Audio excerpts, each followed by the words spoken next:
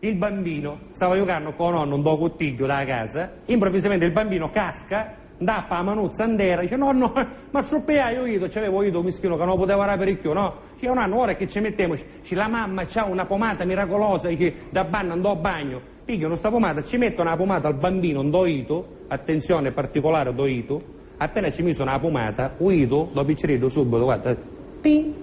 a coppo, di chi non poteva rapere, di chi, ting, un anno, come viste questo movimento, ting, sarà un che io aveva bisogno di questo movimento, perché lo facciamo vedere, di chi era da così, di chi, ting, a coppo, proprio, un anno sarà un questa cosa che io, insomma, c'aveva questa mancanza, sento un anno, sottorogno 5 euro, ma non sta pomata, ma reale è mia, ci vorranno l'euro, è mia che poi domani mattina quando tu susi ti faccio trovare 5 euro sul tuo comodino. Invece tu sì, nonno, 5 euro mi accordo, ci resa la pomata, un anno si la buttava in camera, si chiudevano con la nanna in sa stanza, basta, cala la notte, l'indomani mattina il bambino si risveglia, si volta, perché il primo pensiero qual era? Il comodino, si volta e dire